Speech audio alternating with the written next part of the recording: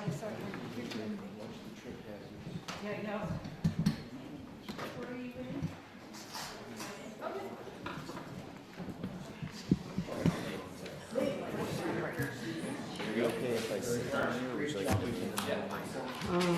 you go on the side, that'll be better for us. Like over there, is that okay? Perfect.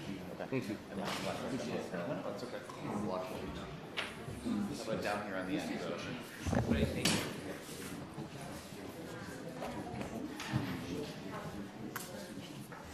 That's for a reason, because it's not,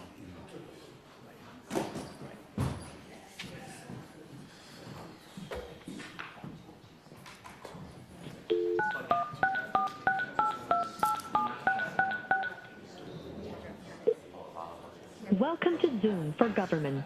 Enter your meeting ID.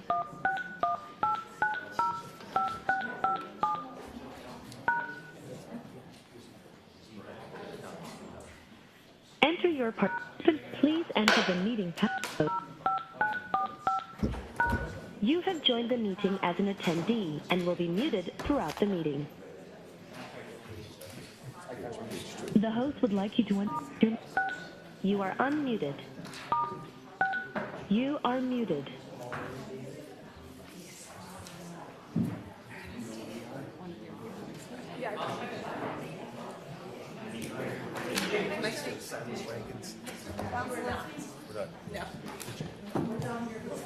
Silas Wankins, I think. I got an email from Michael saying what the name said. Let me see if that was 25.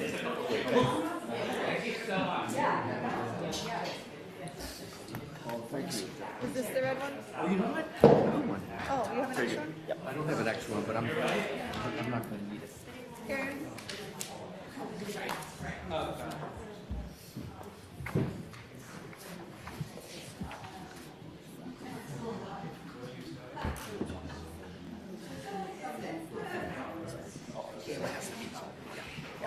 Nope, has to be up.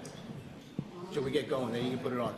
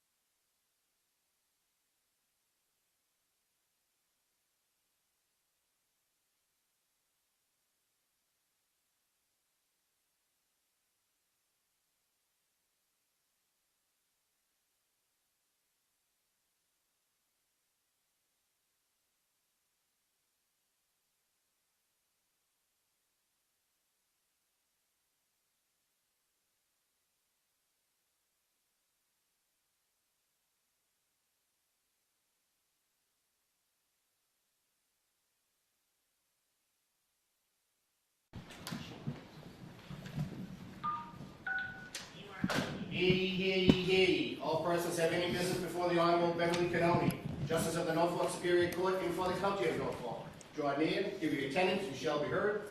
I'll take the Commonwealth of Massachusetts. This court is now open. You may be seated. 22117, the Commonwealth versus Karen Reed. Can I have counsel identify themselves, starting with the Commonwealth? Good morning, Your Honor. Laura McLaughlin for the Commonwealth. Good morning, Ms. McLaughlin. Good morning, Your Honor. Adam Miley for the Good Commonwealth. morning, Mr. Lally. Good morning, Your Honor. Hank Brennan for the Commonwealth. Good morning, Mr. Brennan. Good morning, Your Honor. Alan Jackson for Ms. Reed. Good morning, Mr. Jackson. Good morning, Your Honor. Elizabeth Little, also on behalf of Ms. Reed. Good morning, Ms. Little. Morning, Your Honor. Robert Alessi on behalf of Ms. Reed. Good morning, Mr. Alessi. Good morning, Your Honor. David Yannetti for Karen Reed. Good morning, Ms. Giannetti. All right, so we have a lot to cover, but what I'm going to start with is a decision on the Commonwealth's motion to exclude employees of ARCCA. So I think I told counsel before that I had reviewed. So first we had full hearing from counsel. I heard from the lawyers. I heard from Mr. Alessi on behalf of the lawyers. I've read the transcripts. I've listened to the sidebar conference and read that transcript. And I've certainly read the pleadings. So based on all the evidence, I conclude that there has not been the candor required of all lawyers has not been demonstrated here. I find that there have been repeated misrepresentations made to the court by defense counsel, and I conclude that they were deliberate concerning the relationship with the ARCCA witnesses. They were made at sidebar, in open court, and in pleadings. And I think the record is pretty clear, and I find that on July 25th, 2024, payment was made to the ARCCA witnesses. Yet on February 26, 2025, in a pleading written by Ms. Little, signed by all three defense counsel, says the Commonwealth's motion to exclude these exculpatory expert witnesses, ARCCA witnesses, who were not hired or paid for by the defense, is not made in good faith and is a desperate and transparent attempt to keep exculpatory testimony of neutral expert witnesses from reaching the jury in this case. The next page. Ironically, the Commonwealth accuses the defendant of failing to comply with her discovery obligations while conceding that the information is not in her care, custody, or control. Moreover, here, the defense has gone above and beyond its reciprocal discovery obligations and has already satisfied all of its mandatory discovery obligations under Rule 14 and turned over all additional information in the control and custody of the defense relating to the ARCCA witnesses as ordered by the court. So I find or conclude that that was a material misrepresentation and that it was deliberate. So I find that there is a flagrant violation of the Rule 14 obligations. And before I decide which sanctions are appropriate, I need to see defense counsel and Ms. Reed at sidebar. I'm going to ask that the Commonwealth remain where they are. I'm going to seal this sidebar, but I need to have a colloquy with Ms. Reed before I figure out exactly what I'm going to do here. So.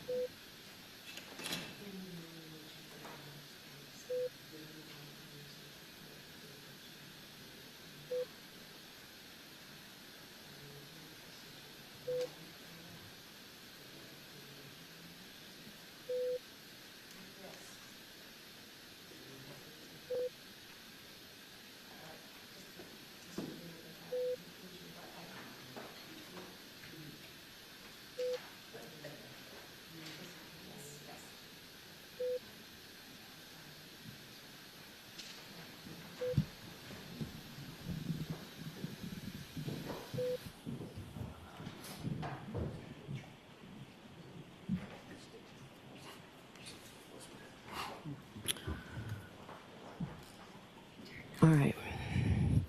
So there's no greater constitutional right than the defendant's right to a fair trial, including a fair and impartial jury, the right to present a defense and confront witnesses, and the right to counsel, which includes counsel of her choice. So I've just had a thorough colloquy with Ms. Reed. I believe it was extensive and thorough, and she has expressed to me a strong desire to continue with her lawyers.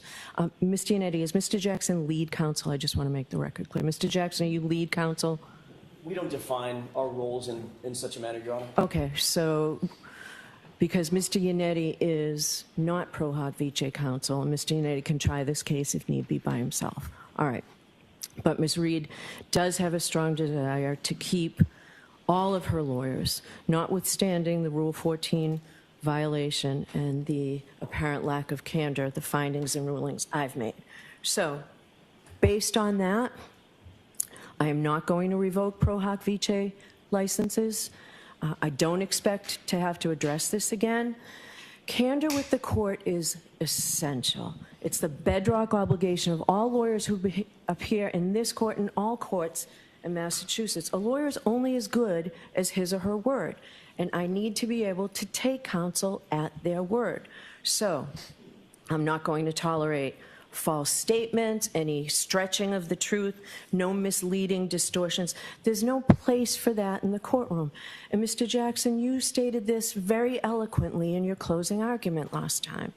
So, Commonwealth, I am denying your motion to exclude the ARCCA witnesses.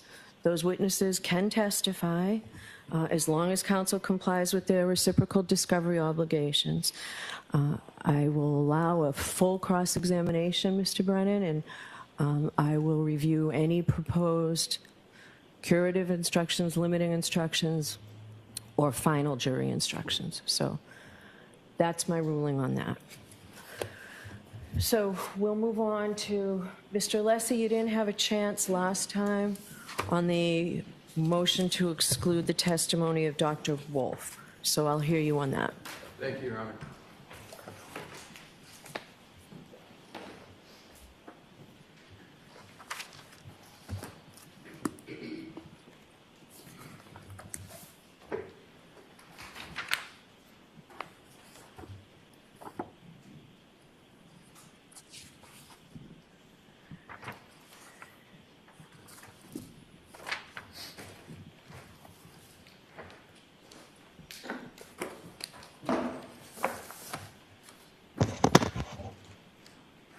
May it please the court.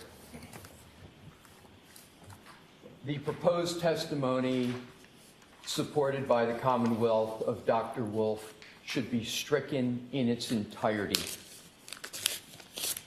The subject matter of Dr. Wolf's purported testimony by his own report and the Commonwealth's own motion is that Dr. Wolf will testify, is proposed to testify as to the cause and the manner of death of the decedent. That is the subject matter of the testimony. And as the court is well aware, in order for Dr. Wolf to be able to make testimony with regard to that subject matter, he has to demonstrate, and the Commonwealth has the burden of proof by a preponderance of the evidence, to demonstrate that he's qualified, prong one, and two, that the methodology is reliable, and specifically either that the methodology is commonly accepted in the relevant medical community, or that the proposed testimony can satisfy the 5 non-exhaustive factors of Daubert-Lanigan. The entire motion, papers, and supporting documentation fail to even allege that the methodology is generally accepted in the scientific community. It's not alleged, let alone demonstrated. In terms of his qualifications, it is essentially Hornbook law that to testify about the manner of death, as opposed to causation, as cause of death, you need to be a medical examiner, a forensic pathologist, or both. Conceitedly, Dr. Wolf is not a forensic pathologist and he's not a medical examiner. So I'm going to just put aside for the moment the cause of death. I want to speak specific because he's got to be able to show both, because he's opining about both. So there is no demonstration in the record that is before Your Honor as to how Dr. Wolf is qualified to talk about the manner of death. Dr. Wolf invokes a terminology called mechanism of injury. That's the closest he comes to talking about manner of death. And specifically in his report, which is Exhibit A to our motion, the entirety of his opinion is in that exhibit, NDA 02801. It is a mere 15 lines, one paragraph. And the applicable aspects of that paragraph is he says the following: based on the findings of his autopsy, his being the decedent's, it is clear that the mechanism of injury was a fall backwards, resulting in not only the basilar or skull fracture, but also a subarachnoid hemorrhage and contusions consistent with a coupe contra coupe mechanism. Mechanism of injury is not at all probative or even relative to cause of death. We're not talking about an injury here. We're talking about the manner of death.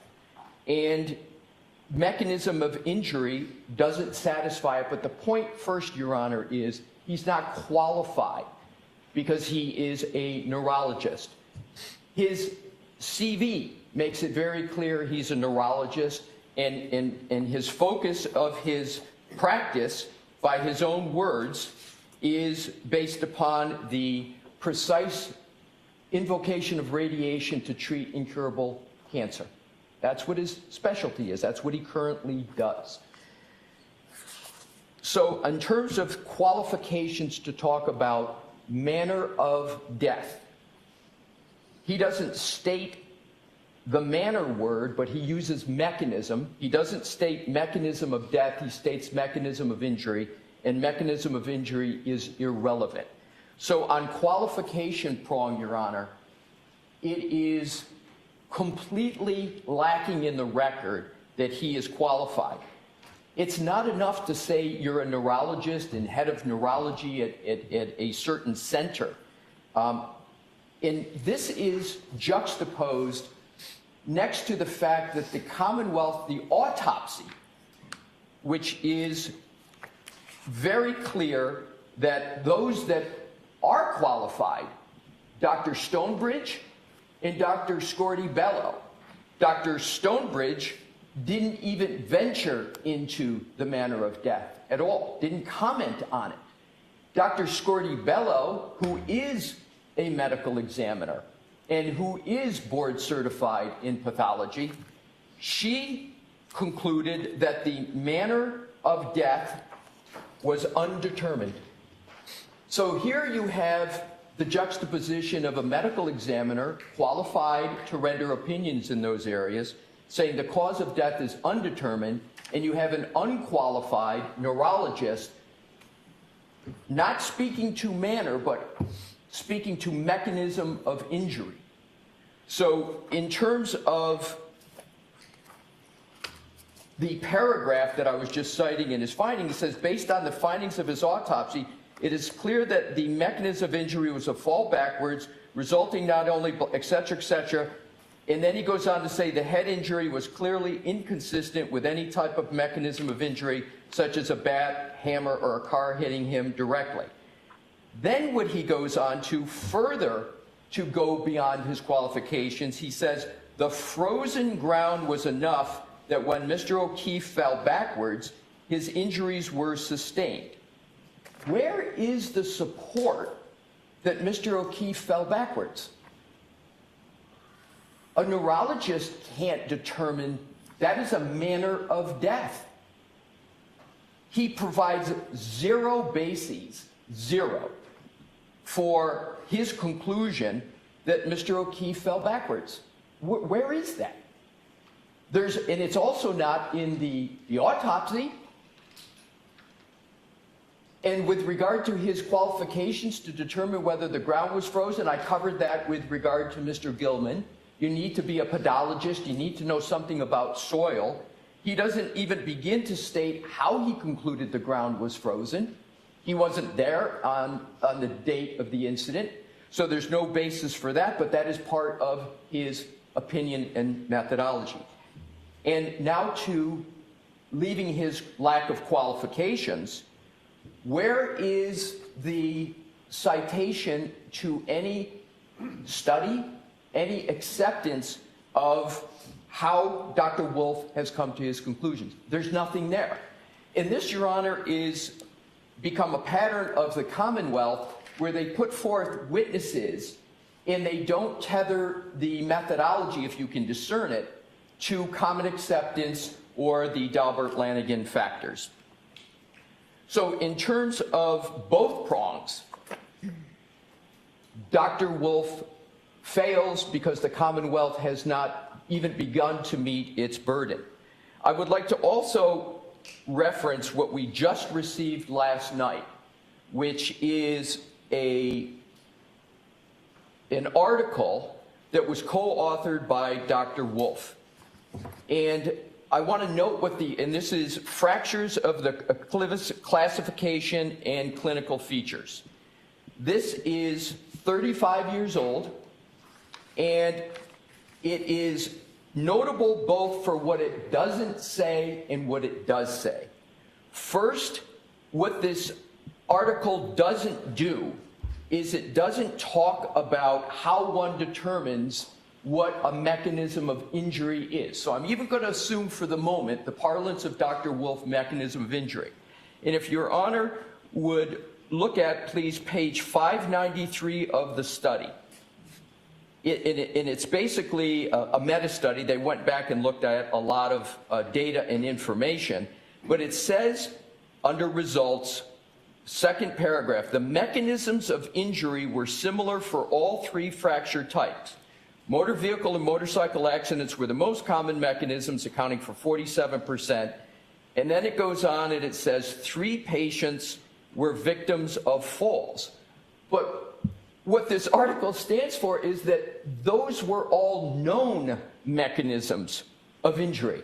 It was determined before this study even occurred what the mechanism was. This study is not how does one determine when it's unknown what the mechanism of injury is with regard to a decedent.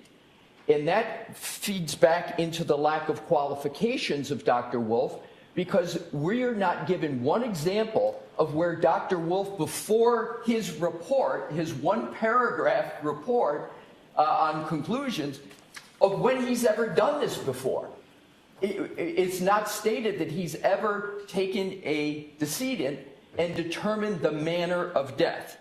And I note that this study talks about mechanisms of injury, which scientifically is completely different from manner of death. And what it appears the Commonwealth is trying to do is to back into manner of death through the parlance of mechanism of injury, and that is not at all probative of manner of death. And lastly, this study only stands for the proposition of mechanism of injury. What they looked at is once the injury occurred, what were the mechanisms that were occurring through the brain? What happened inside of the brain that led to the various injuries? So this study doesn't at all, one, support any methodology, number one. It doesn't stand at all that this is the methodology for how one determines in a decedent what was the cause, because the cause of the injury was already determined going into the study.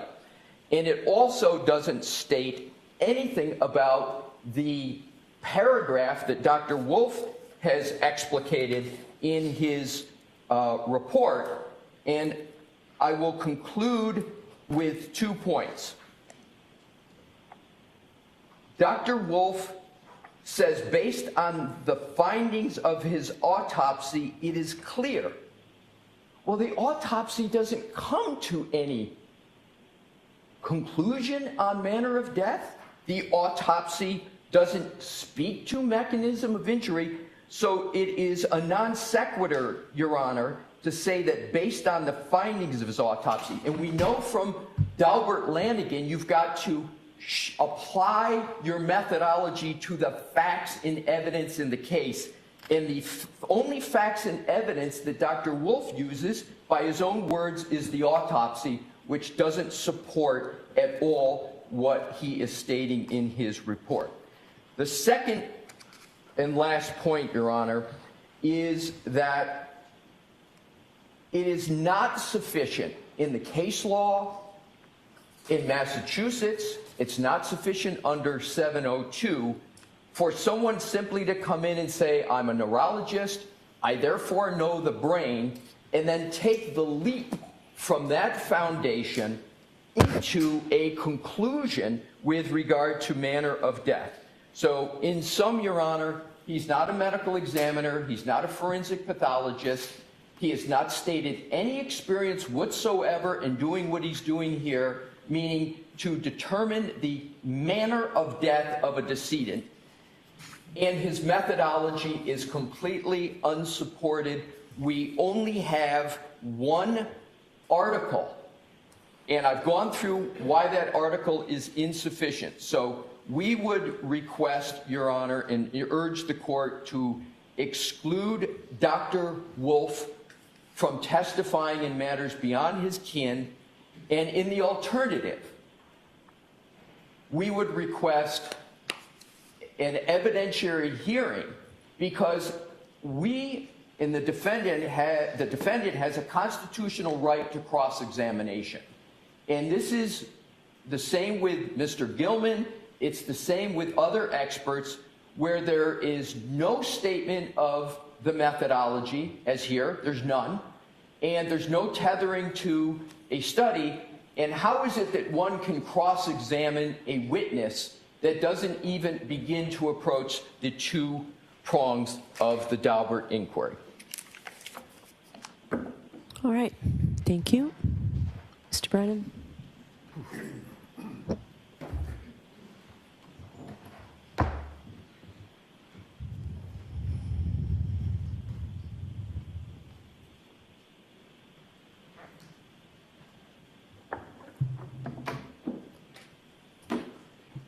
May I? Please. Attorney Alessi mistakenly misstates Dr. Wolf's credentials. Dr. Wolf is not a neurologist, he's a neurosurgeon. He's not simply a neurosurgeon, and it's not that he's a renowned neurosurgeon, but he has over 35 years of experience as a neurosurgeon. In addition to his opinion, you can see that Dr. Wolf has an extraordinary history of experience as a neurosurgeon. His CV is attached.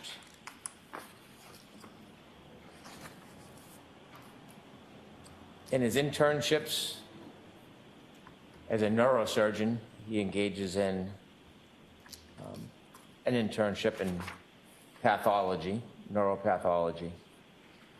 We can see from his major research interests includes treatment of head injury, spinal cord injury. Dr. Wolf was the leader and director of the Miami Neuroscience Center for 17 years, from 1993 to 2011, the busiest neuroscience center in the country. He has treated tens and thousands of patients with head injuries, surgeries. His professional memberships are too long to list. Page 3 of his resume. His research is broad and precise and specific to head injuries. We can see in his research listed on page 4 He's a principal investigator in THAM treatment of brain tissue, acidosis in severely injured patients, principal investigator, PEG, SOD, and severe head injury. Improving outcomes in severe head injury, PEG, SOD, also principal investigator, IRB protocol, brain pathology. He is well published. His book chapters that he listed anyways, list 16, many of them dealing specifically with head injury and brain injury.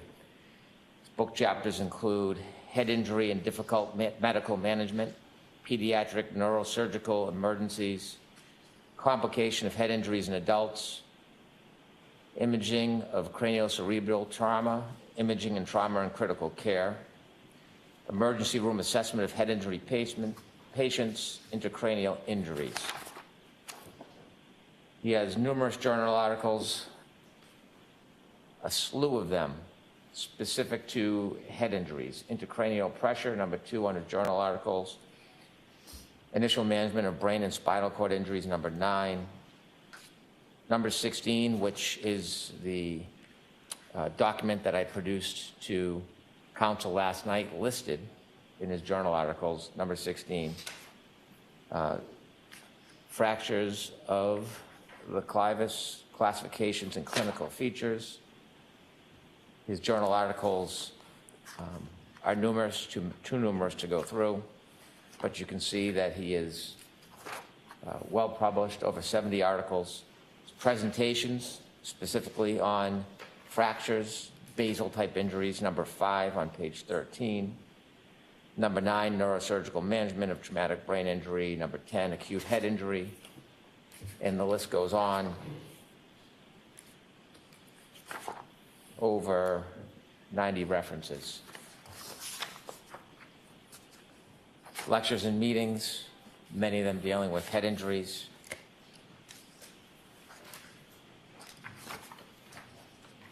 Over 100 lectures listed for reference, actually over 130, and a number of web publications.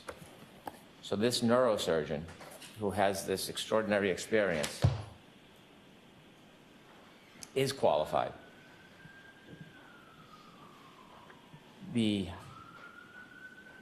ability to testify about head injuries and medical diagnosis and cause of death is not limited to a pathologist. In fact, I would suggest that the experience of Dr. Wolf is far superior to any pathologist.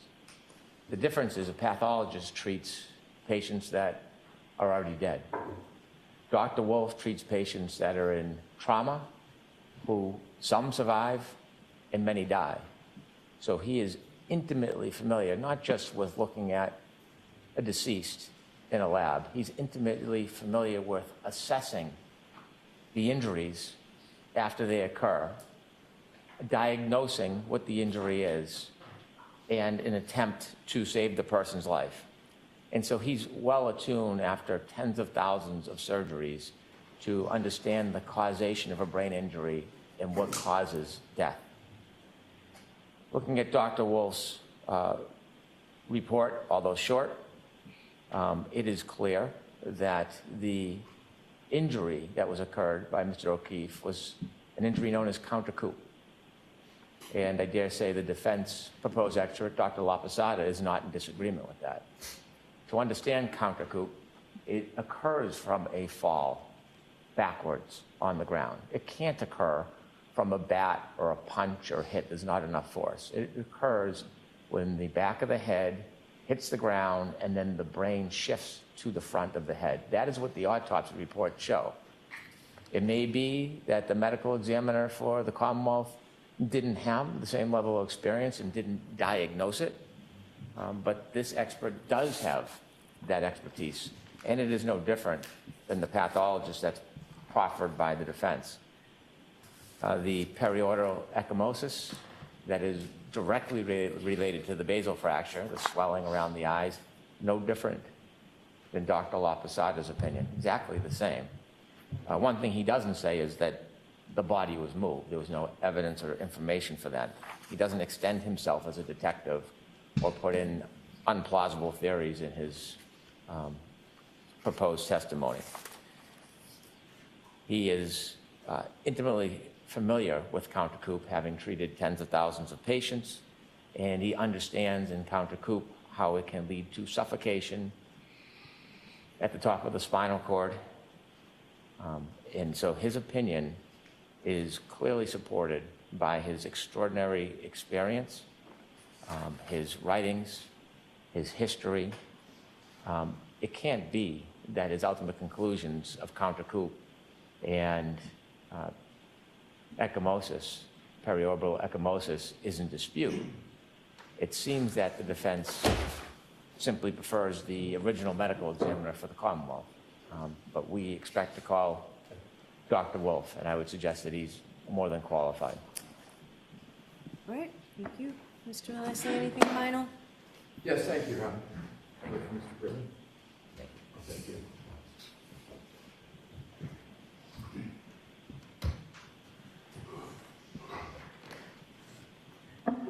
Your Honor, I'm going to note what Attorney Brennan did not state.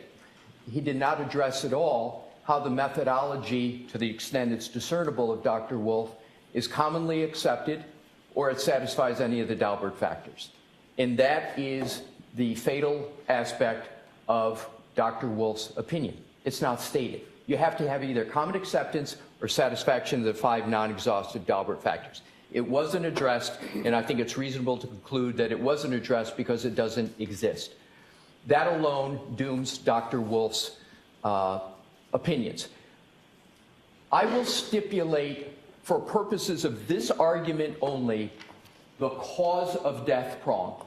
Let's assume, just for purposes, just to focus on manner of death, let's assume hypothetically that Dr. Wolf is qualified to testify about cause of death.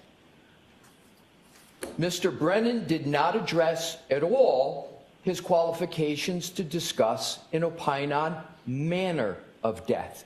And that is the distinction I emphasize, Your Honor. Manner of death, he has not stated one qualification on manner of death. So the defense urges the court to draw the distinction, to limit his testimony to cause of death, not manner of death, because we know, and we cited the Graham article, which is attached to our motion, which specifies who is qualified to talk about manner of death. Because what does manner of death do? It takes into account all the circumstances surrounding it, the crime investigation. That's what medical examiners and forensic pathologists are qualified to do. Attorney Brennan cited that in his CV there's a reference to an internship in pathology. I looked, I didn't see it, but let's assume that it exists. Let's assume he has an internship in pathology. That does not qualify him to engage in manner of death 40 years later without any experience from that internship all the way until 2025. Lastly, Attorney Brennan goes through numerous studies, and I appreciate that he did, because the CV is almost endless with meetings, presentations. There's 4 peer-reviewed articles. That's it. 4 peer-reviewed of Dr. Wolf. None of them address or come close to the topic that he's talking about. My last point is this with regard to Dr. Wolf's qualifications and what his practice has been. And Attorney Brennan concedes it by his own words. He said cause of injury. And again, for purposes of this argument only, I will concede cause of injury. But manner of death was not addressed by Attorney Brennan. It's not addressed in any of the qualifications of Dr. Wolf, and it's not addressed in terms of the one paragraph that we have. And for something as significant as this, one paragraph that doesn't address common acceptance, methodology, Daubert factors, Your Honor, I don't know how a record is even begun to be established for him to be qualified or to opine on manner of death. So we would urge Your Honor to find that he is not qualified to testify about manner of death, that mechanism of injury cannot be manner of death, and that he be so limited to the extent the court desires and concludes that he has some relevance here. But in terms of all of the record that's presented, including the CV, etc., there's not one instance where we see that Dr. Wolf has even approached determining cause of death or manner of death at all. So I don't see where there's a record to find him being able to do that for the first time in charges of this nature. Thank you. Okay. Do you want to respond at all, Mr. Brennan?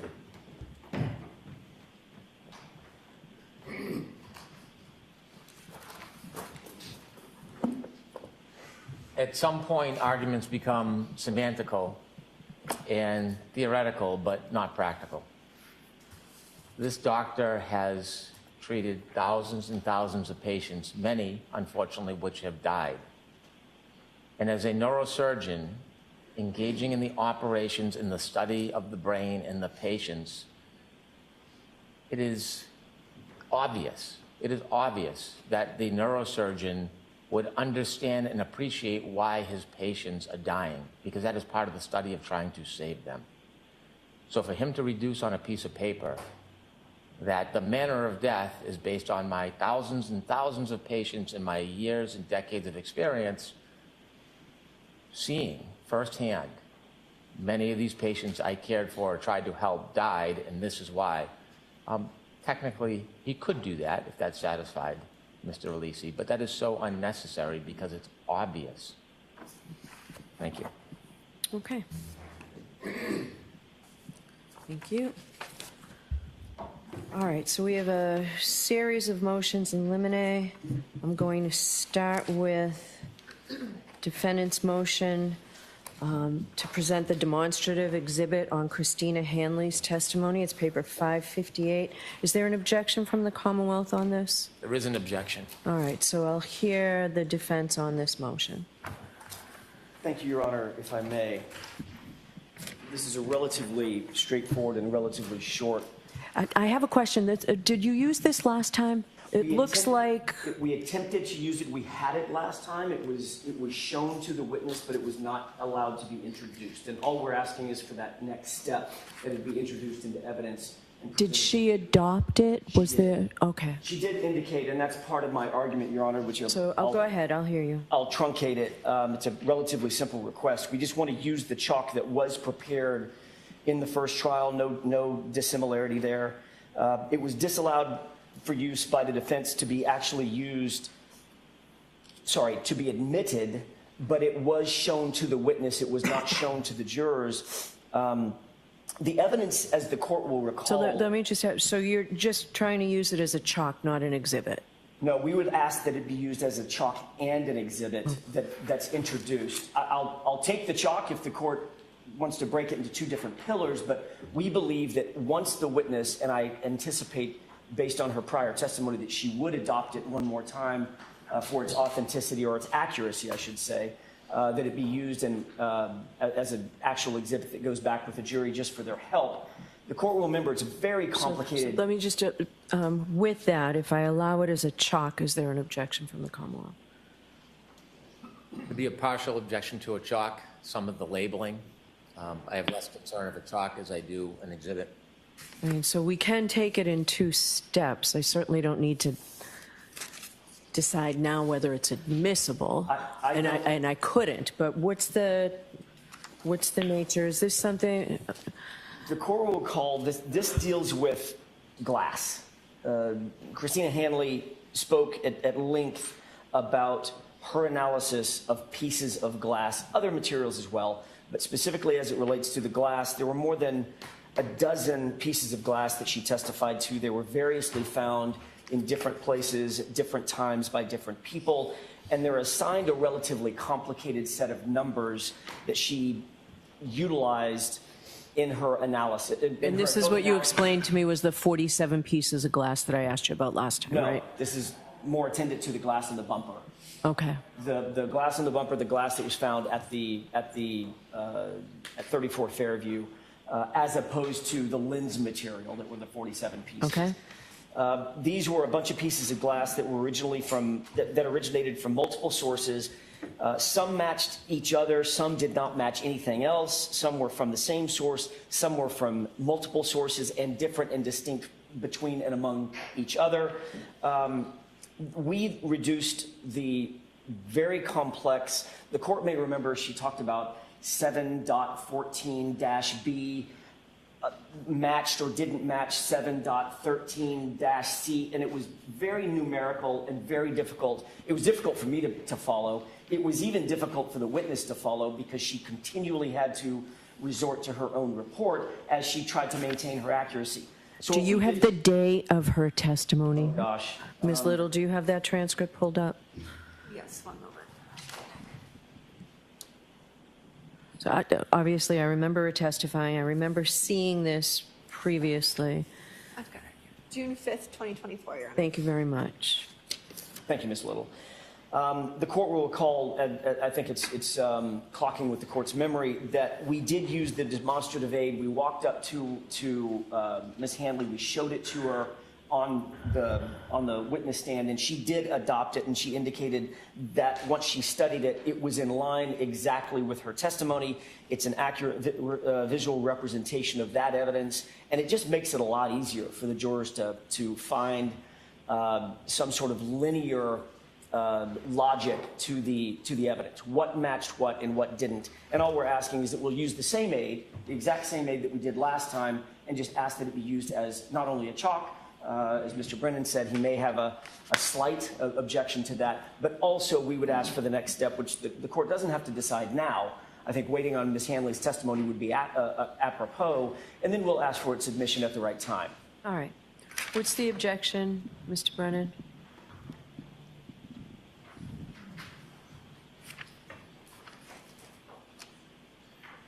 This witness has a report, and a report is not admissible and can't be shown to the jury. And so to have the defense summarize her testimony when she's not allowed to put her report in herself seems a bit imbalanced. There are references on this potential chalk that lists troopers' names. Those names shouldn't be on there. But also, it doesn't give the full picture of the actual testimony. The issue regarding glass, I expect, is going to be a issue in the next case, and I say that because we learned last night for the first time on a public airing of an episode that the defendant suggests that Mr. O'Keefe took her vodka soda glass out of her car. Now, that is the first time we've had any statements from Ms. Reed suggesting that, and also there was another statement regarding a claim that Ms. Reed pulled glass from John O'Keefe's face. Never heard that before. So we have this evolving or new testimony, or statement rather, statements about glass. And so I think first, I'd like to consider this new information that we just learned last night. And secondly, I am reluctant to agree to a simple summary of part of the witness's testimony that has not only labels on it, but does not, from my perspective, clarify anything. I'm not opposed to chalks. I think chalks are helpful for both sides. And I think the liberal use of chalks is helpful. But I don't have confidence this chalk accurately summarizes the witness's testimony. I'm open to discussing chalks with the defense and perhaps learning why they think this is helpful and important, but looking at this chalk, it does not look clear to me. And I do think that the evolving nature of glass in this case is going to be an issue. And since I've just learned this information, I want to give it some thought. Okay. All right, so, Mr. Jackson, what I'm going to do is just hold off. Hold off and see where the evidence is, what the two of you talk about. Maybe there's some agreement you can come up with regarding this. It's just, I need to hear more of the evidence again. understand, And I'm going to read the transcript, so that will help me with I think this. it makes sense. Mr. Brennan indicates that the chalk was not helpful to him. With all due respect to Mr. Brennan, it's not really his understanding of the chalk that is going to sort of seize the day. It's Ms. Hanley. So I do think that if the court would keep an open mind, Sure, if Ms. Hanley testifies, then that would be the appropriate sign. So I'll take no action on this, and maybe it's something we can address the day before she testifies or something as it gets closer. Sure. But the two of you should talk. Sure. I'm open to working with them if there's something they want to explain. All right, great, thank you. All right, so no action taken on paper 558. So one question, the next motion I have is defendant's motion to exclude irrelevant, inadmissible, and prejudicial prior bad character and propensity evidence. The Commonwealth has a sort of maybe a similar one that I'm not sure. The Commonwealth's motion eliminate to admit the victim's out-of-court statement relating to his state of mind. So the Commonwealth's Binns and Qualls motion, does that address the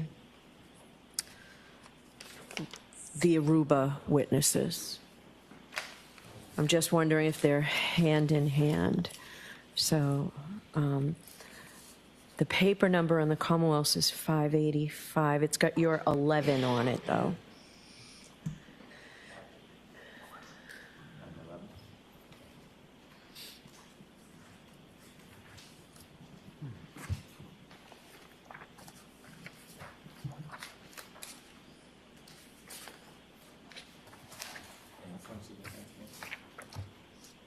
So the defendant's motion eliminate to exclude irrelevant, inadmissible, and prejudicial prior bad character and propensity evidence. It deals with the, let's just say the Aruba witnesses. I don't, Marietta Sullivan, Laura Sullivan. Does this, Ms. Giannetti, I think this was one filed by you, maybe it wasn't. Does this include the children as well? This does not. This is Okay. limited, this argument will be limited to the, we'll call it the Aruba incident. Okay. All right. So given that, that might not include the Commonwealth's number 11, the Qualls, Binns, the defendant's statement, the victim's state of mind as it goes to the defendant's knowledge and ability, likelihood to act on that state of mind. The defendant, So I just want, I didn't mean to interrupt, Mr. Brennan. Do you want to? so I just want to know if that is part of the Aruba one. Okay. so our statement relating to Mr. O'Keefe's state of mind is broad. It would have included the Aruba, but I can make quick work of this. We Okay. do not intend to introduce evidence about the Aruba event. Okay. I reserve the right, if the defense opens the door, then we may proceed with it. But in our case in chief, we don't intend to introduce any evidence from the Aruba event. Okay. Shortest There we go. argument ever. All right. All right. So, Mr. Brennan, you can have a seat again, and we'll go through the defendant's one. That's very helpful. So I will endorse it as Commonwealth does not intend to introduce in its case in chief.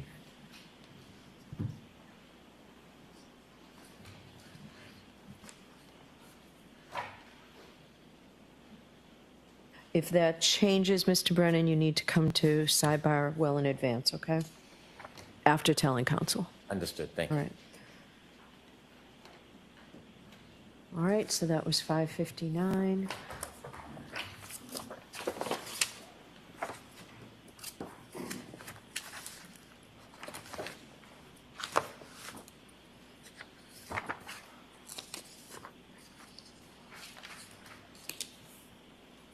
The defendant's motion eliminate for review. Is the Commonwealth seeking a view as well?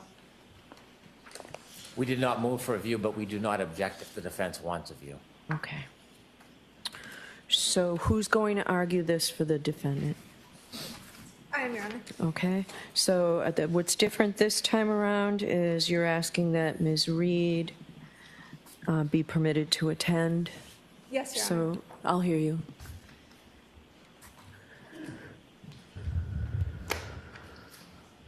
Your Honor, the defense is requesting that it exercise its broad discretionary powers to allow a view under Massachusetts General Law 234A. So I'll allow a view, Okay. okay, but let's talk about your client attending it. Yes, Your Honor, there was a request in there for Ms. Reed to attend. That is something that's allowed under the law. How do you propose that's done? If it's possible to have separate arrangements for her to be there, vis-a-vis some other transportation so that they're not all on the same bus, if the court can make that accommodation, we would appreciate it. But the most important thing in this case, Your Honor, is that there be a view of both the vehicle and 34 Fairview Road. All right, so the Commonwealth's not objecting to a view of the vehicle and 34 Fairview, correct? I'm not, but I do not think the vehicle should be at 34 Fairview. Okay, what are you proposing for that? We could make arrangements and make suggestions, but it's not going to replicate the circumstances of that evening. And so it creates an image that is inaccurate. So I do not think that the vehicle should be sitting in front of that home in totally different lighting conditions, timing conditions, and I think it can be misleading. All right, I need some suggestions. Why don't we table this for a bit, even if we do this one tomorrow? So one of the concerns I have about just logistically, people have to stay away. When Ms. Reed's in court, there are a lot of people who come to court. So I need some assurances that there will be people kept at quite a distance. A separate car is fine. Would counsel plan on being in the car with her? That would be fine, Your Honor. So I need some proposal. So I need more information from both. So, Mr. Brennan, I'd like you to come up with a proposal about viewing the car a separate place or a separate time. It would be ideal if we could do it at the same time, but at a separate place, if that's what we decide. We may have to do it all at once. I do think it's important, Your Honor, that the vehicle be at the scene just for dimension purposes so that the jury can get a sense of what it would have looked like at the scene. And I think just for convenience purposes, it saves a lot of coordination on the court's part and in terms of juror time by having it all happen in one fell swoop. Okay. All right, so let's try and figure out some of the particulars. I would like to have Ms. Reed be able to attend, so let's figure out some particulars. All right, so defendant's motion eliminate to exclude certain witnesses before and after testimony. That's 462, and I think we can address the Commonwealth's motion for sequestration that moves to exempt family members at the same time. So who's arguing? 562. Did I say 4? Sorry. Yep. 562 and 576. So, Ms. Little? Thank you, Your Honor. I'm handling the motion to exclude certain witnesses. The court has broad discretionary power to sequester witnesses before, after, and during their testimony under Massachusetts Rule of Criminal Procedure 21. The defense respectfully requests that this court issue an order for sequestration in keeping with what the Commonwealth also requested, but additionally excluding Brian Higgins and members of the Albert and McCabe families after they testify. So do you mean after the evidence is closed? I mean after they've taken the stand. So after they've taken the stand, but so witnesses are sequestered not to influence any testimony. So once the evidence is closed, just before closing arguments, are you saying they should not be permitted to come into the court for closing arguments? Yes. Focus on that part of your motion. Yes, Your Honor. We're asking that they not be able to attend closing arguments, and this is why. As the court likely recalls, at the first trial, members of the Albert and McCabe families continued to attend court after their testimony. During closing arguments, Colin Albert, Ryan Albert, and Jennifer McCabe were all seated in the jury box with the O'Keefe family. At least one juror who was seated in this case indicated to a reporter at Vanity Fair that she felt intimidated by their presence at closing arguments. Your Honor, a sitting juror reporting feeling intimidated by the presence of third-party culprits towards the close of the case is highly concerning. Was this a deliberating juror? I don't know. He or she was anonymous. Okay. And, Your Honor, that was by design. There is information that the Massachusetts State Police and the District Attorney's Office wanted to have the third-party culprits seated there during closing arguments. And so, on that basis, the defense is requesting, in order to protect there from being any sort of undue influence or intimidation, or even just the potential that a juror might feel that way, as we know at least one did in this case, we're asking that they be sequestered after their testimony and during closing arguments. What's your position on the Commonwealth's motion to exclude the family members of both the defendant and the victim? I believe that the sequestration order, yes, we join in that request. Okay. The only exception I would note is that experts should be able to obviously watch other expert testimony that deals with their. All right, so obviously is not something, it should be in a motion, okay? If you've got an agreement that each other's experts can be in the courtroom during the testimony, that's one thing, but it's not obvious that they're permitted, okay? I just wanted to make sure that that would be excluded from the order that the Commonwealth proposed. Because the way that they wrote it, it says all witnesses. And I'm guessing that, and I won't speak for Mr. Brennan, but I'm guessing that they will want their experts to watch our experts and vice versa. All right, so you all need to talk, all right? And if there's a disagreement, you need to put it in writing. Generally, experts are permitted, but it's not a given, okay? All right, Mr. Brennan, do you want to weigh in on people being able to, I'm concerned about after the evidence is closed.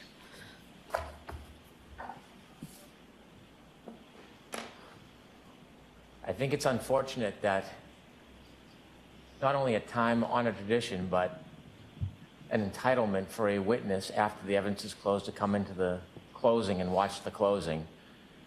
The defense tries to take an opportunity to provide an unsolicited bashing on their targets. They name Higgins, Albert, they invoke those names, they characterize third-party culprit, and they suggest that some anonymous person was uncomfortable. It seems as though the presentation has a deliberate point to promote a cause, but it doesn't have any sense of balance or fairness whatsoever.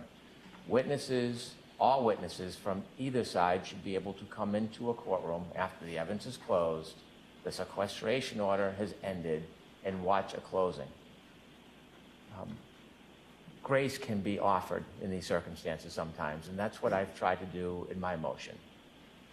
Ms. Reed has 3 potential family members who are potential witnesses for the government, and certainly I would have a right to try to ask the court or insist that they should be sequestered. But I've specifically asked that they not be sequestered. I think that an accused has a strong need to have family support in the courtroom. It's not in the benefit of the government or the Commonwealth, but it's fair, it's just, it's graceful. And I think that Ms. Reed's family should sit through the court testimony, even if they're called as witnesses, as should Mr. O'Keefe's immediate family. The idea that witnesses should not come in after a evidence rests and during a closing, not only does it seem quite unfair, it doesn't seem to have any basis in law, in justness, in courtesy. And so I ask you to deny the idea that these targets of the defense should not be able to attend the closing. But I do ask you to endorse my motion that would allow family members to have the benefit to sit through the court proceedings, even if they may or even if they do become witnesses. Okay. Your Honor, if I could address one issue. Sure.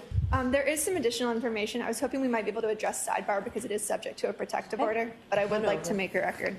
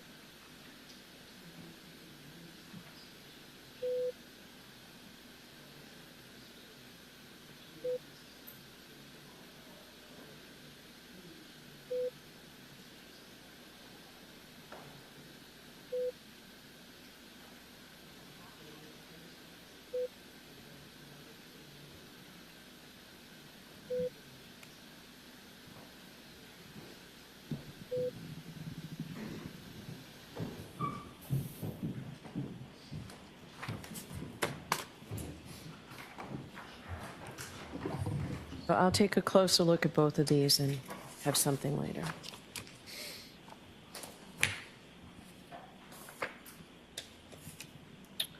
All right, so Ms. Giannetti, I think this next one might have been yours. I could be wrong again. Maybe it's just that you filed some. It's paper 565, defendant's motion eliminate to prohibit testimony regarding funds paid to experts for purposes of voir dire.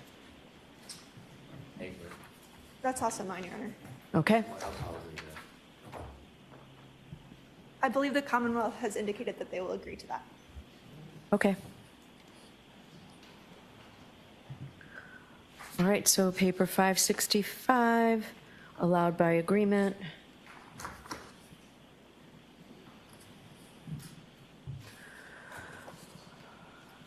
So 566, defendant's motion for panel voir dire. Who's arguing that?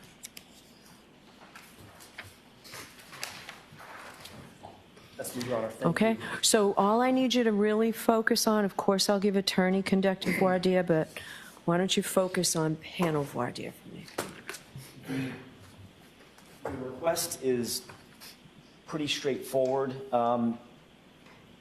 We would maintain a categorical list of topics that is in line with the statute, previous experiences with the criminal legal system, characteristics of the case, including media attention, things of that nature, biases in favor of law enforcement or vice versa, personal beliefs about driving under the influence. We think that's attendant to this particular case in particular, involvement in any relationships involving domestic violence, involvement in motor vehicle crashes, those categorical issues, whether they've ever been victims of violent crime, and their general ability to be fair and impartial in light of Ms. Reed's constitutional rights to... Okay, well, we covered all of that last time as well, right? And that's exactly right. So we're not asking to change the categorical subject matter. We just believe that a panel voir dire conducted, at least in part, with limitations, obviously, time limitations and subject matter limitations by the attorneys, would be of great assistance to both counsel, both the Commonwealth and the defense, in determining jurors' ability to sit through an extensive trial, a complex trial, and something that's going to be obviously hotly contested. The chemistry between and among jurors is more borne out if there is at least a modicum of panel discussion between and among the jurors and counsel who will be handling the case on behalf of Ms. Reed and on behalf of the Commonwealth. We don't think that there's any prejudice to either side, certainly not to the Commonwealth, certainly not to us. I think all of us would benefit, including the court, would benefit from being able to impanel a fairer and more comprehensive jury. Okay, what's the Commonwealth's position?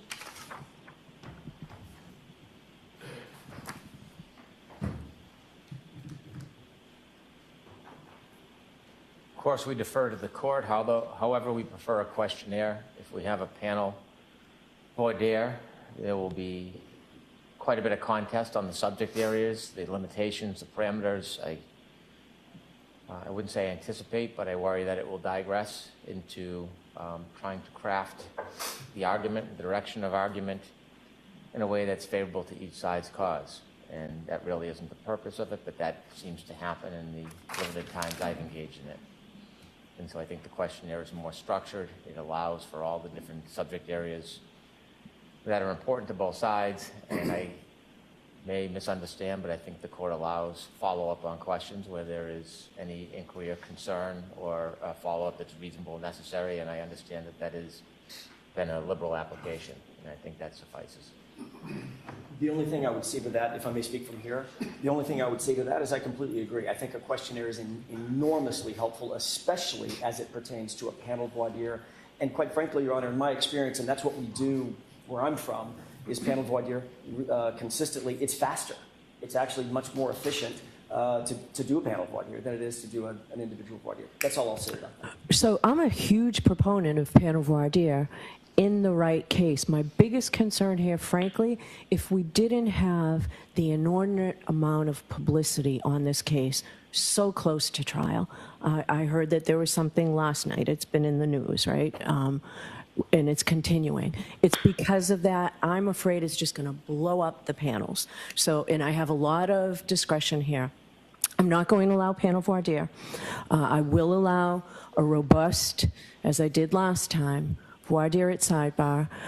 We're also on for final trial conference today and tomorrow, so I need a list of witnesses from the defense. I need you to fill out a report so that we know exactly what is still left that we have to deal with. And jury voir dire is a very important part of this. So I expect, as last time, to be able to use a questionnaire, but I want you to agree to it, and if you can't, I need that. You know, I need that by the end of today if you're not going to agree to it. Have you proposed a questionnaire? Have both sides talked about a questionnaire recently? We haven't, but we do have the advantage. Both sides has the advantage of the one from last year. There may be some adjustments, but I think we've got a backbone to start with. So let's do that. What Mr. Brennan's new to the case, what I need in a questionnaire is it has to be one page, both sides. No more than one page. At the end of our hearing tomorrow, I would like to talk about the particulars of it.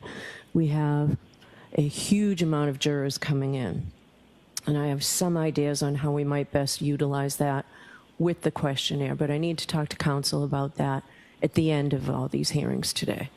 All right, but just to be clear, no panel voir dire on this case, unfortunately, I think because of all the publicity. And we'll do extensive voir dire at sidebar and the questionnaire. So 566 then is denied because it's requesting panel voir dire. 567, defendant's motion for order prohibiting the Commonwealth and its agents from speaking with or having contact with any witnesses once they've taken the stand. So, is there an objection to that, Mr. Brennan? There's not. I believe that rule should apply to both sides. I have no objection. Okay. Mr. Jackson, do you agree it applies to both sides? Ms. Little? Thank you. Okay. All right, so that, Mr. Clerk, 567 allowed as to both sides.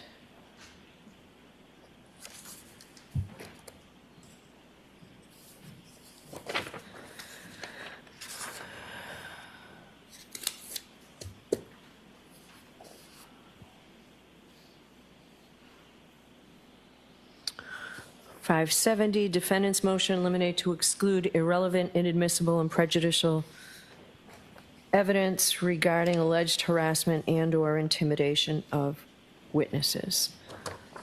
All right. Thank you, Your Honor.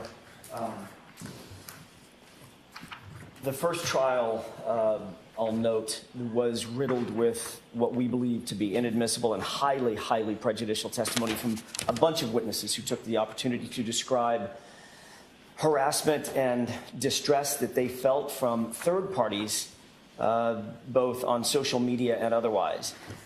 No third party, including any blogger, any social media personality, any member of the public, no third party speaks for Ms. Read. No third party speaks for the defense. No third party acts on behalf of Ms. Read, is directed by Ms. Read or the defense, or is under Ms. Read or the defense's control. None. There were very obviously vile acts that were described during the course of the first trial in these witnesses' testimony. To the extent that they did occur, they are obviously in no way condoned by the defense, by Ms. Read, or anybody connected with the defense in this case. And they're in no way connected to Ms. Read or the defense. And notwithstanding that, the witnesses strongly suggested that Ms. Read and the defense itself were somehow responsible for these alleged and very reprehensible things that they were describing. In one notable instance, Jennifer McCabe recounted being harassed by a blogger. She didn't name the blogger, but she said, quote, "The defense is very familiar with this person," end quote. That was her trial testimony, and she looked right at the jurors when she said it. The very obvious overture was, "You know who this is, Mr. Jackson. I was the one cross-examining her, and you're responsible for it." In some way, shape, form, or fashion. She outright suggested to the jury that Ms. Read and the defense were responsible for the acts that she went on to describe in great detail, in which we agreed, if they occurred, are vile, reprehensible, unacceptable. There are clearly, as we all know now, there are clearly people out there who are very deeply concerned about what they consider, the others consider, an unjust prosecution of an innocent person for a crime that she did not commit. There's an enormous amount of emotion injected throughout the community, this community and beyond, and we don't control that. And if people have suffered as a result of that, Ms. Read very specifically should not be the one to have to bear that burden, and she did in the first trial. Those individuals out there who are emotional about the case, who are a proponent of one side or the other, they speak for themselves, they act for themselves, they act on their own accord. They certainly don't act at the direction of the defense or of Ms. Read.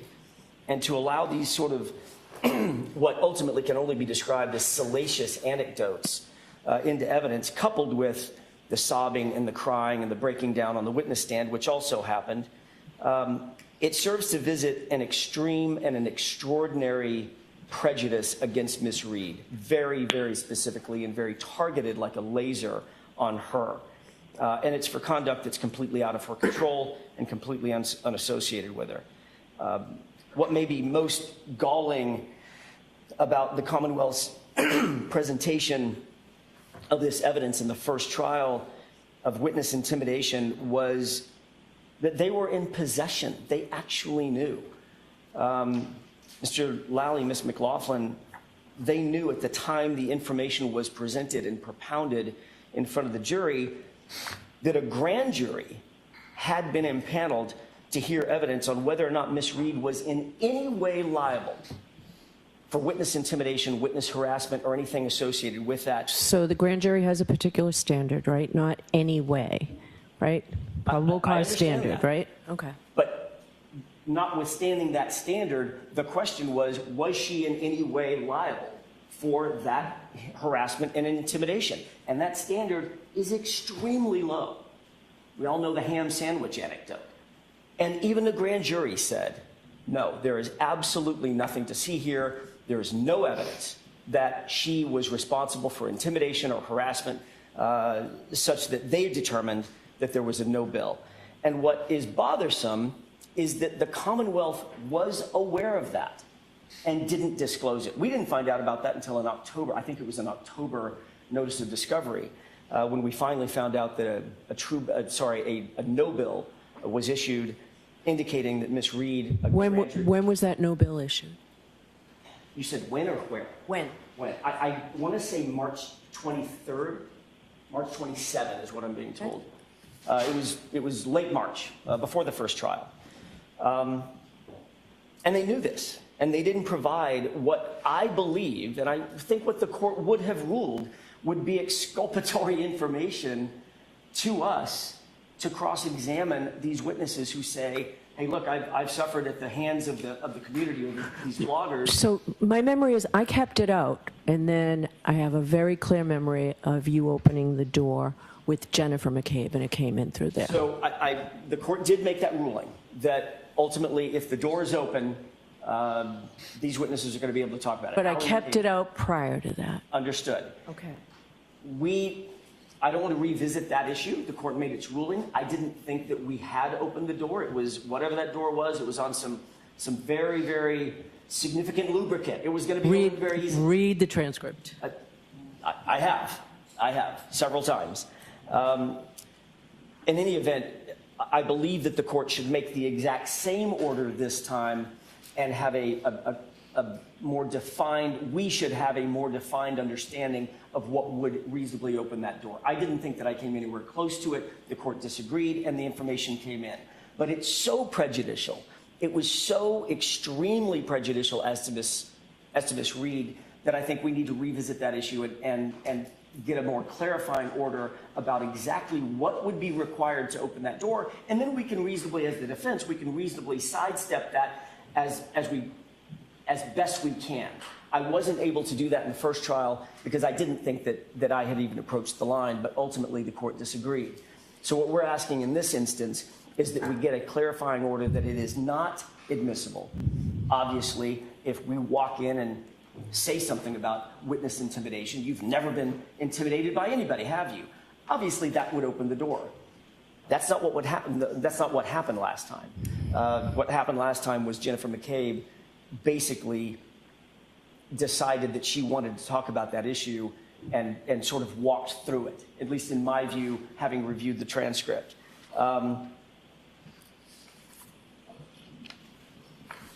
In any event, I think the court understands what our concern is with regard to this subject matter. We don't want a free-for-all of people, one person after another, walking into court and basically lambasting the defense, for all intents and purposes, about things that are completely out of our control. Even if there is some suffering by the public or by bloggers or by whomever that these witnesses have had to undergo, that is not at the hands of the defense, and we shouldn't have to, Ms. Reed very specifically, should not have to suffer through that testimony when it looks very, very clear that at least the Commonwealth wants the jurors to believe this is all at the hands of Ms. Reed, that she's been the one engaging in this, which is, or the defense has, which is just not true. So we would ask for a clarifying order on that issue very specifically. Mr. Brennan.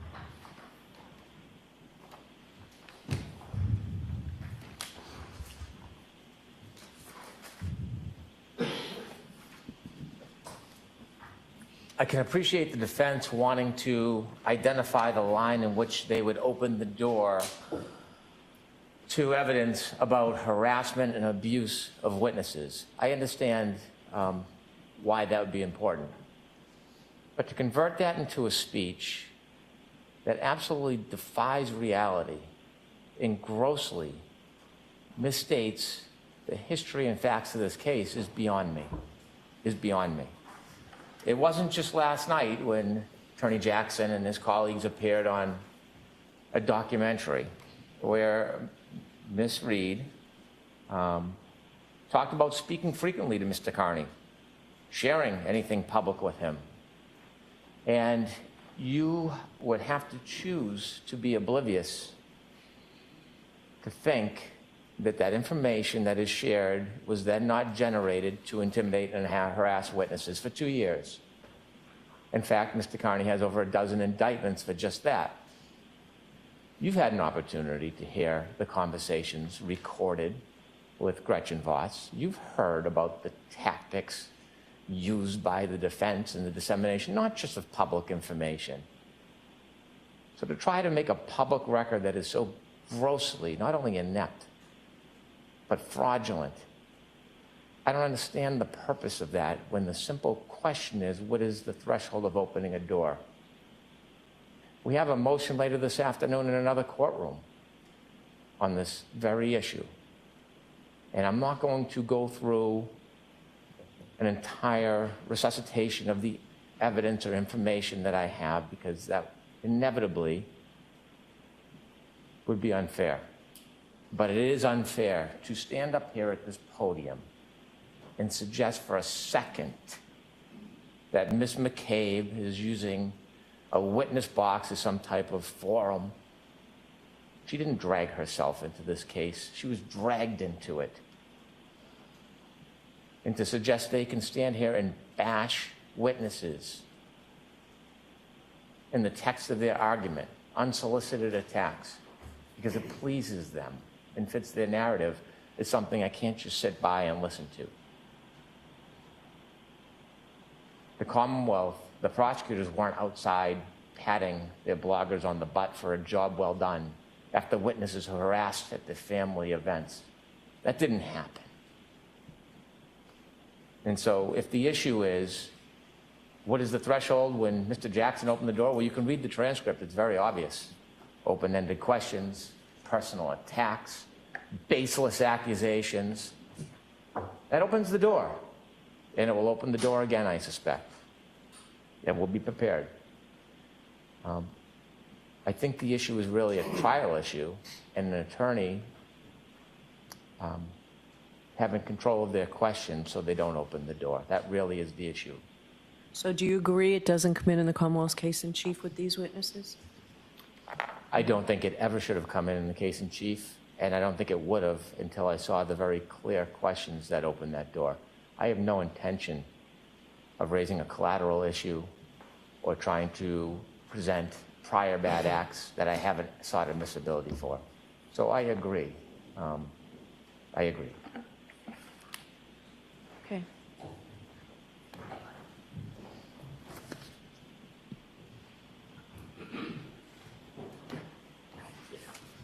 Your Honor, if I may very briefly. Sure, just give me 1 second. I want to take one note, okay? Of course.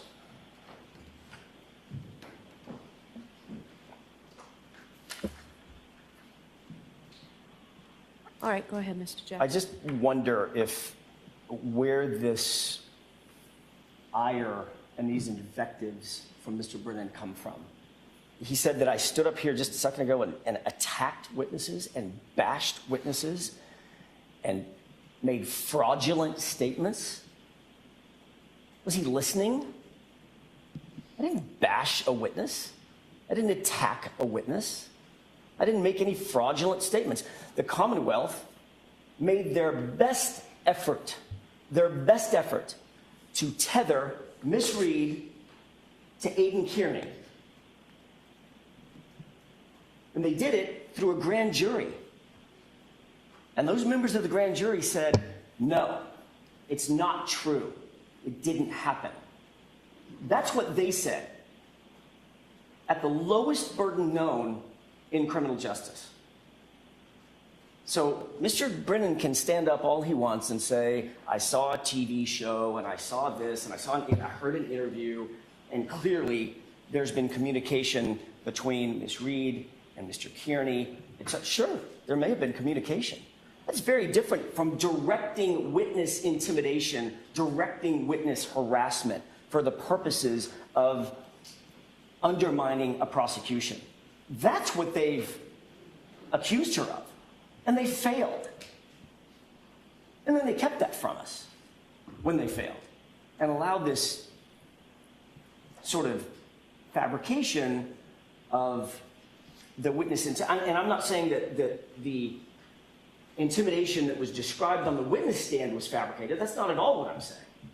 Maybe it was true. Maybe it all happened. What was fabricated is that it was connected to Ms. Reed or connected to us. So nobody's up here, Your Honor, and I take issue with Mr. Brennan's tone and tenor.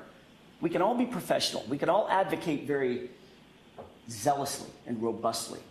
But let's keep it professional. I didn't stand up here and attack a witness, or what did he say, bash witnesses, use this as an opportunity to bash people. We could calm the drama down just a little bit and probably get a little further.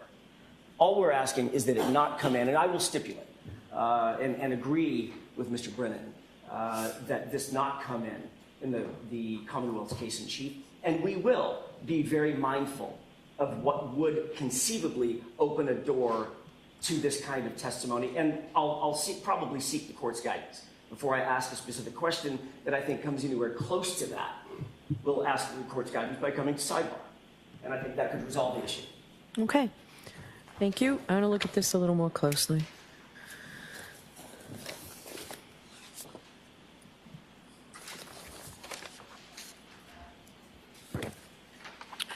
All right, the next one is paper 571, and the Commonwealth's corresponding is your number 12, our paper 586.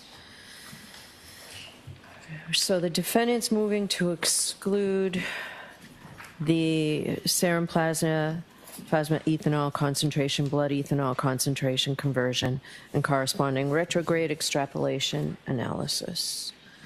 So who's arguing this for the defense? Because I'm going to ask you whether you want to argue your opposition to it or have the Commonwealth make their argument for admission of it. Who's arguing it for the defense? Your Honor, I am. And to answer your question, the defense preference would be for the Commonwealth to go first, and we would respond, including with regard to my motion. Okay. So, Mr. Brennan, our paper 386, your number 12.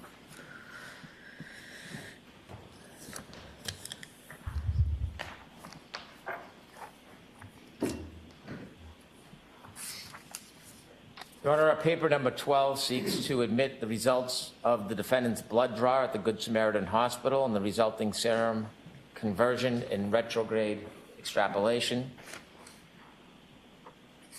This being a OUI manslaughter and murder case, the statutes that the defense cites don't apply. This is not a simple OUI case. We expect that we will have a witness from the hospital describing the protocol. We will have a witness from the hospital to testify about the blood draw, and we will have an independent, or we'll have an expert to talk about the blood serum conversion. These medical records are admissible. We've cited Chapter 233, Section 79 as a business record. I know the defense takes issue with that. However, these records are routinely admissible. Commonwealth v. Hallinan, 491 Mass, 730, page 736, note 9. Blood alcohol serum conversion and retrograde extrapolation is admissible. While the standards may be different because it happened at a hospital, these are agencies. Hospitals are facilities that have standards that comply, that are trustworthy, and this evidence should come in pursuant to those cases in that statute. All right. Now I'll hear you, Mr. Alessi. Thank you, Your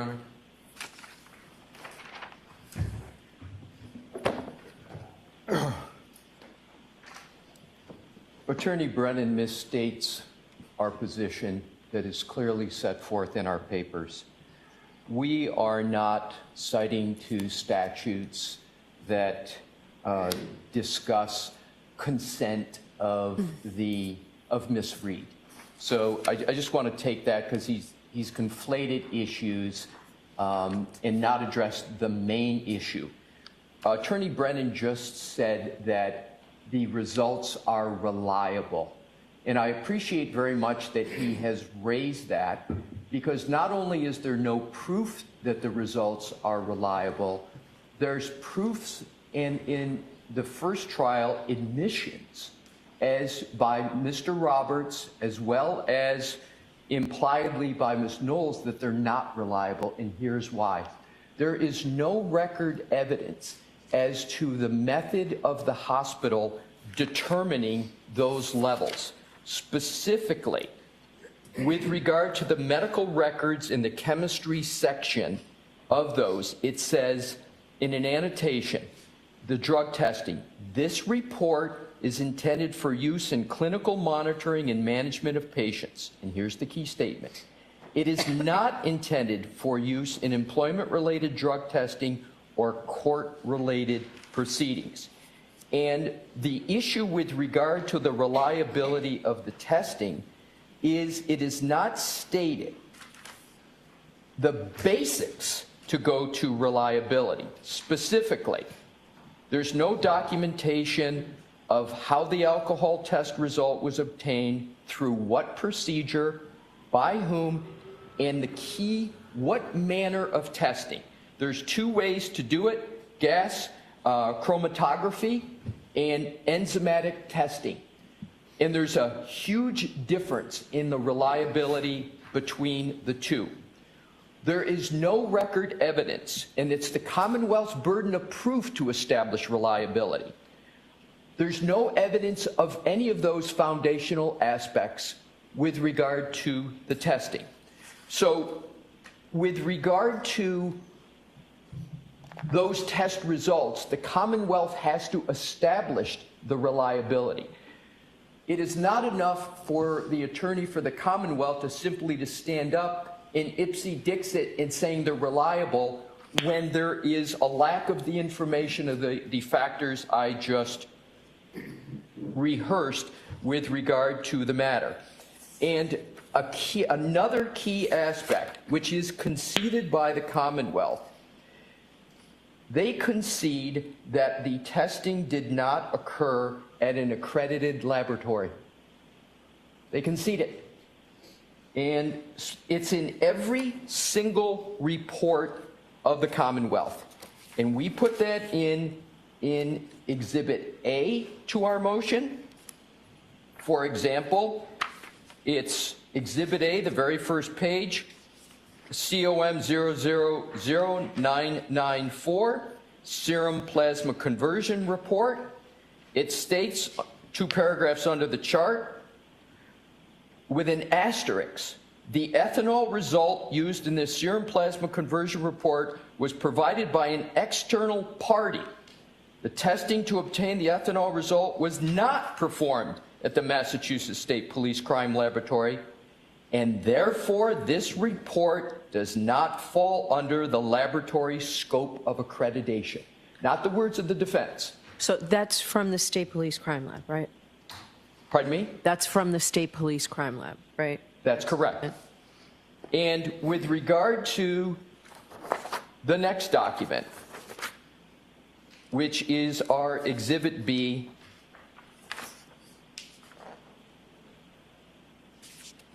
in terms of changing that conclusion in that statement, there is nothing in there to remedy that statement. Exhibit C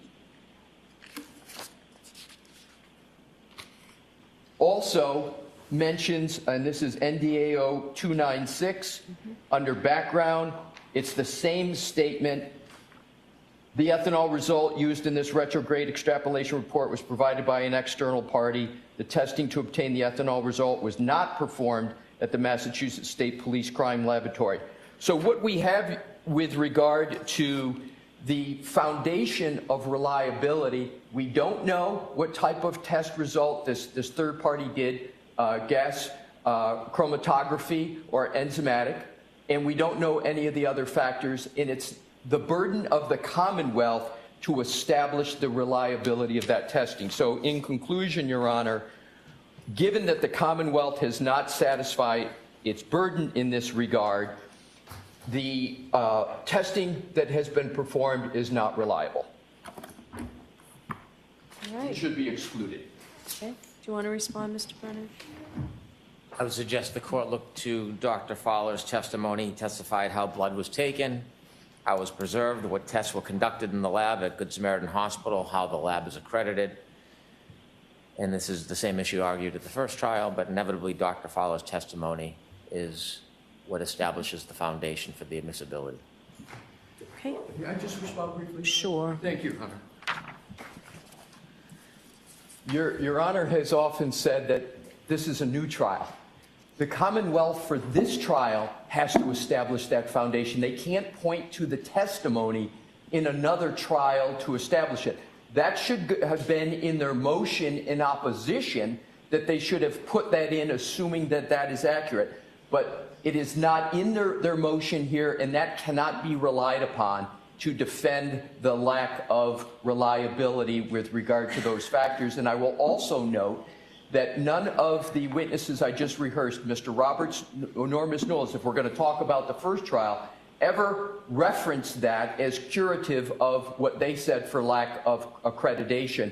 And if we're again going to go back to testimony of the first trial, Mr. Roberts on cross-examination clearly expressed concerns with regard to these foundational absences with regard to testing.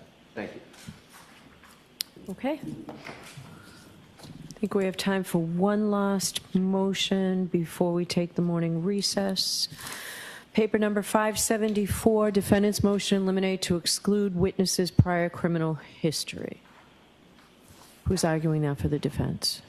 Is there no objection to this? This is regarding Richard Green. It doesn't qualify pursuant to the statute. All right, that was my question to you. How do you expect to get it in? I don't. Okay. All right, so this motion is allowed. That's 574 is allowed, Mr. Clerk? All right, so what I'll do is I'll see counsel at sidebar regarding scheduling.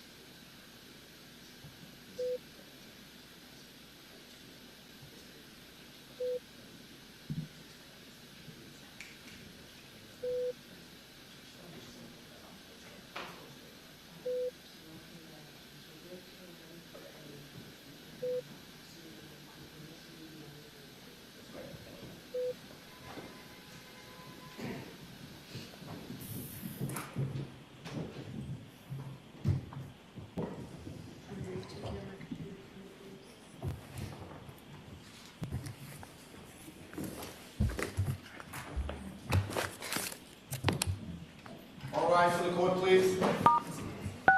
You are muted.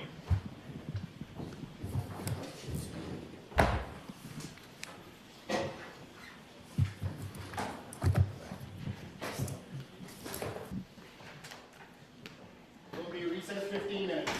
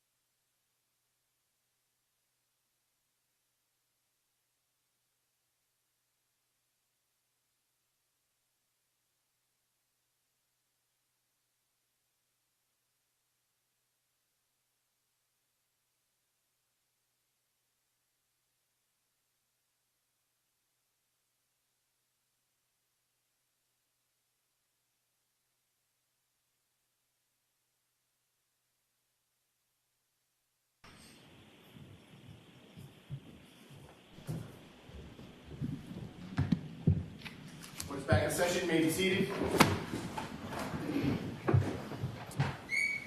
All right, so Mr. Jackson, I'll hear you on that one motion. Thank you, Your Honor. I appreciate it. It won't take very long. I want to formalize a motion to continue the start of the trial, which is currently set for April 1st. The reason behind the motion to continue is not because of some conflict that the defense has. We ordinarily would be ready to go. However, as the court knows, there is a significant appeal that's currently pending before the First Circuit based on Judge Saylor's opinion that was issued about a week ago. Given the complexion of what we're moving toward trial for, in other words, count 1, count 2, and count 3, we are mounting a defense based on those 3 counts. If the First Circuit, and I've been advised by our appellate counsel to bring this up, and it was something that he feels very strongly about, we all do. Okay, Mr. Weinberg? Mr. Weinberg, yes, okay. Martin Weinberg. If, in fact, the First Circuit were to agree with our appeal and were to take some action on count 1 and count 3, for instance, either dismiss it or take some other action and remand down to the trial court for additional action, that would set the trial into upheaval. If once the jury is sworn, jeopardy attaches. And once jeopardy attaches, if there were to be some action taken on count 1 and count 3, for instance, those counts were to be dismissed, we would then be compelled and impelled to move to dismiss the entirety of the trial at that point, because it's a very different defense on count 2 than it is on count 1, 2, and 3. It's a different jury that we would pick. It's a different strategy that we would employ, and jeopardy will have attached, and the entire case would go away. Ergo, we believe the best practice for the court would be to continue the trial for purposes of letting the First Circuit make its determination about count 1 and count 3, and that's the reason for the motion. All right, do you have any timeline on that? I wish I did. I don't. I do have a generalized understanding of some of the briefing schedule, but in terms of the court making its decision, I don't. So we expect to get our brief in today, probably by the end of the day today. I believe the Commonwealth is going, or I believe that whoever it is that is appearing for the Commonwealth, or for the court, I should say, not the Commonwealth, for the court, is due to file their responsive brief, their opposition. I think it's next week. It may be as late as the 26th, I want to say. I'm going by memory, Judge. So it's Monday? Okay. Mr. Schillinger has just indicated, I appreciate that. Did I say your name correctly? Thank you.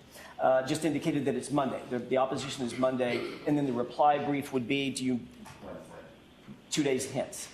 So the briefing is going to be done in relatively short order. The decision, that's another question. All right, thank you very much. Of course. Does it make sense for me to hear from Mr. Schillinger directly, or do you want to handle this, Mr. Brennan? Thank you. Good afternoon. So we do need you to say your name. Yeah, good morning, Your Honor. Caleb Schillinger. All right, Mr. Schillinger, I have no idea how this works, so why don't you tell us? Sure. So as Attorney Jackson mentioned, Your Honor, Judge Saylor issued his decision denying petition for habeas relief last Thursday. The defendant is pursuing a further appeal to the First Circuit. The parties have agreed to an expedited briefing schedule in front of the First Circuit. The defendant filed her brief earlier today in the First Circuit. The respondent's brief is due Monday, the 24th, and then the defendant's reply brief is due Wednesday, the 26th. As Attorney Jackson mentioned, parties are able to control that much in terms of coming up with an expedited briefing schedule. How long it would then take for the appeal to be decided after that is unknown, and the parties don't have the ability, obviously, to dictate that. I think more broadly, Your Honor, in terms of the arguments here, certainly if it were possible to have all of this resolved before moving forward, it would be ideal to know which charges are going to go forward and which aren't. At the same time, Commonwealth is obviously strongly opposed to moving the trial. And so, while perhaps unfair to Your Honor, if there is some intermediate ground or additional information that Your Honor would be able to provide, I think that that would be helpful. We could further discuss this issue and come back tomorrow. I would note the motion for a stay that they are going to file, they have indicated, or Attorney Weinberg has indicated to me through email, will be filed with Judge Saylor, not with the First Circuit. So there's no deadline that that motion be filed today, tomorrow, or even Thursday. So this is not a decision that needs to be made immediately, Your Honor. Okay. And frankly, the Commonwealth would benefit from additional time to be able to discuss with the victim's family members, and to the extent perhaps the court is able to indicate whether some amount of time is feasible given the jurors' schedules that are coming in, Your Honor's schedule. That would be helpful information to inform this as well. All right. I appreciate that. So one of the things that we would discuss at a final pretrial conference is how long this case is expected to take. So I think the Commonwealth filed or filled out the pretrial conference report a few weeks ago and said 20 trial days, 40. How many trial days do you remember you said, Mr. Brennan? Or what do you think your Commonwealth's case will be? I don't remember what I put specifically, but I think if we have full trial days, Yes. 5 days a week, I expect less than a month. I'm shooting for 3.5 weeks. Okay. Mr. Jackson? Your Honor, 24, I'm sorry. our defense obviously is somewhat dependent upon the Commonwealth's presentation, but Right. my best estimate would probably be a week and a half, 2 weeks of full trial days for the defense, if I had to sort of throw a dart. Okay. All right. The big question is jury impanelment. Again, I alluded to all the recent publicity that I think is going to be very problematic in getting a jury. So I'll let both sides talk. That makes sense to me. Months and months ago, we got the jury commissioner's office on this to get us the amount of jurors we need starting April 1st. That process will take additional months in order to, if we change the date. So that's very problematic. So I'll hear you all tomorrow on this then. May we address the court at sidebar on one issue before you leave the bench? Sure.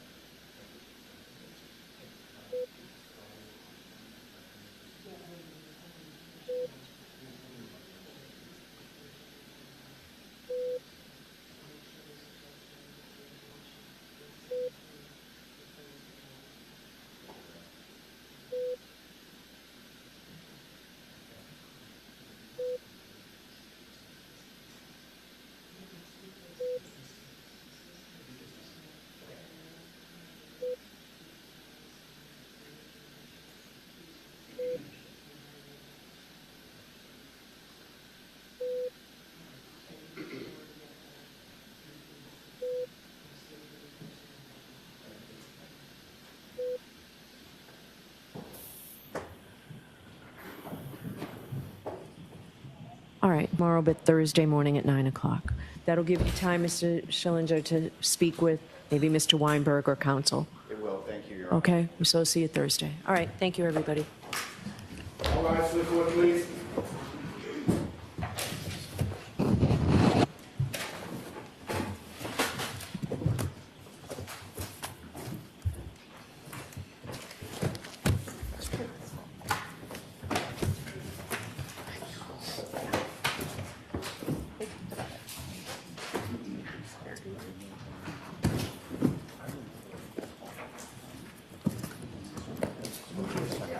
Goodbye.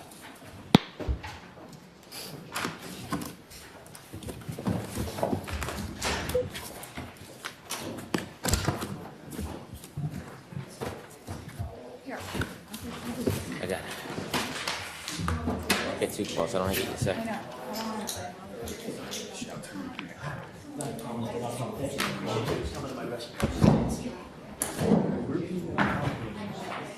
I will, I know. I know.